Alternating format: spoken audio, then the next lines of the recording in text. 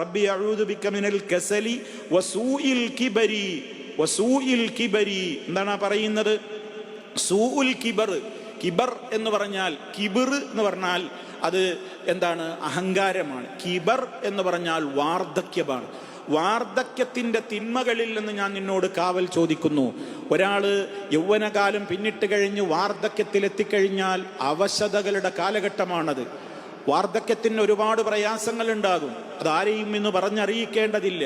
ഓർമ്മകൾ പോലും തെറ്റും. പറഞ്ഞത് തന്നെ പറഞ്ഞുകൊണ്ടിരിക്കും. ഓർമ്മകൾ ശരീരം ആകെ തന്നെ ശോഷിക്കും. ജരാനരകൾ ബാധിക്കും. ആരോഗ്യം നഷ്ടപ്പെടും.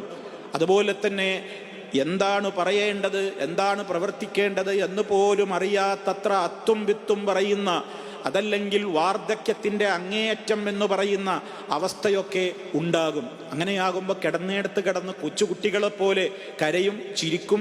ചിലപ്പോൾ കിടന്നേടത്ത് കിടന്ന് മലമൂത്ര വിസർജനം ചെയ്യും. ഒന്നും ഓർമ്മ ഉണ്ടാവില്ല. വരുന്നോരെ ഓർമ്മല്ല. ചോദിച്ചത് തന്നെ ചോദിക്കും, പറഞ്ഞത് തന്നെ പറയും. നമ്മെ പരിചരിക്കുന്നവർക്കും നോക്കുന്നവർക്കും ഒക്കെ വല്ലാത്തൊരു പ്രയാസമുണ്ടാകുന്ന ഒരവസ്ഥയോളമൊക്കെ എത്തും. അള്ളാഹുവിൻ്റെ റസൂലിൻ്റെ മറ്റു പ്രാർത്ഥന, അതിലേക്ക് ഞാൻ ഇപ്പം കിടക്കുന്നില്ല. അതിൽ അള്ളാഹുവിൻ്റെ റസൂല് പറഞ്ഞിട്ടുണ്ട്, അത്തരത്തിലുള്ള വാർദ്ധക്യത്തിൻ്റെ അങ്ങേ തലയിലേക്ക് എന്നെ തള്ളിവിടുന്നതില്ലെന്ന് ഞാൻ നിന്നോട് കാവൽ ചോദിക്കുന്നു എന്ന്. അപ്പം ഇവിടെയും ആ ഉദ്ദേശമാണ്. വസൂഇൽ കിബർ.